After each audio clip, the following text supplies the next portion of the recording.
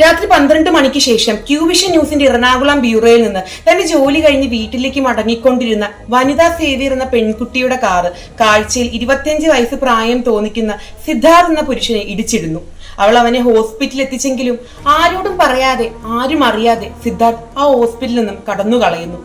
പുറകെ പോകണ്ടെന്ന് മനസ്സ് മന്ത്രിച്ചിട്ടും വിധി വനിതയെ സിദ്ധാർത്ഥിന്റെ അടുത്ത് എത്തിക്കുന്നു. കൂടുതൽ അടുത്ത് അന്വേഷിച്ചറിയുമ്പോഴാണ് മനസ്സിലാകുന്നത് സിദ്ധാർത്ഥിന്റെ ഉള്ളിൽ നിഗൂഢമായ ഒട്ടനവധി രഹസ്യങ്ങൾ ഒളിച്ചിരിക്കുന്നുണ്ടെന്ന്.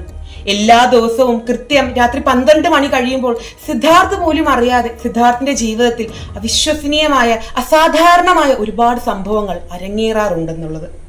കേട്ടാൽ വിശ്വസിക്കാത്ത, വായിക്കുന്ന പല ഭാഗങ്ങളിലും ഭയം തോന്നുന്ന, വായിച്ചു തുടങ്ങിയാൽ നിർത്തുവാൻ സാധിക്കാത്ത അതിഗംഭീരമായ ഒരു കഥ. അതാണ് അഖിൽ പി ധർമ്മജന്റെ ഏറ്റവും പുതിയ നോവലായ രാത്രി 12-ന് ശേഷം എന്നീ പുസ്തകത്തിൽ എനിക്ക് കാണുവാൻ സാധിച്ചത്. ഓരോ അധ്യായവും വായിച്ചു തീരാറാകുമ്പോൾ ഇന്നത്തേക്ക് ഇത് അവസാനിപ്പിക്കാം എന്ന് മനസ്സ് പറയുന്നുണ്ടെങ്കിലും ഇരിപ്പിടത്തിൽ നിന്ന് എഴുന്നേൽക്കുവാൻ സമ്മതിക്കാതെ അടുത്തത് എന്താണ് സംഭവിക്കുവാൻ പോകുന്നത് എന്നറിയുവാനുള്ള ആഗ്രഹം കാരണം അടുത്ത അധ്യായം വായിക്കുവാൻ എന്നെ പ്രേരിപ്പിച്ച ഒരു പുസ്തകം കൂടിയാണ് രാത്രി 12-ന് ശേഷം. എന്തൊക്കെ സംഭവിച്ചാലും പേടിക്കുകയില്ല എന്ന ഒരു ദൃഢനിശ്ചയം ഈ പുസ്തകം വായിക്കുന്നതിന് മുൻപ് തന്നെ ഞാൻ എടുത്തിരുന്നു.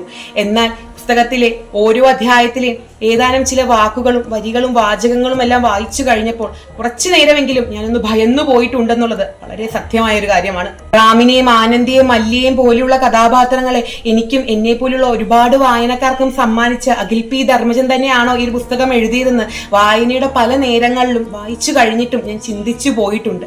എങ്ങനെയാണ് ഒരു മനുഷ്യന് ഇത്ര അനായാസമായി മനോഹരമായി വിവിധ ആശയങ്ങളിൽ പുസ്തകങ്ങൾ എഴുതാൻ സാധിക്കുന്നത് എന്നും ഞാൻ ചിന്തിച്ചു പോയിട്ടുണ്ട്. വീഡിയോ അവസാനിപ്പിക്കുന്നതിന് മുൻപായി എഴുത്തുകാരനോട് ഒരു 100 നന്ദിയാണ് പറയുവാനുള്ളത്. ഇടിയും മഴയുമുള്ള അവിസ്മരണീയമായ ഒരു രാത്രിയിലേക്ക് എന്നെ പോലുള്ള ഒരുപാട് വായനക്കാരെ ഹൃദയപൂർവ്വം സ്വാഗതം ചെയ്തതിന്.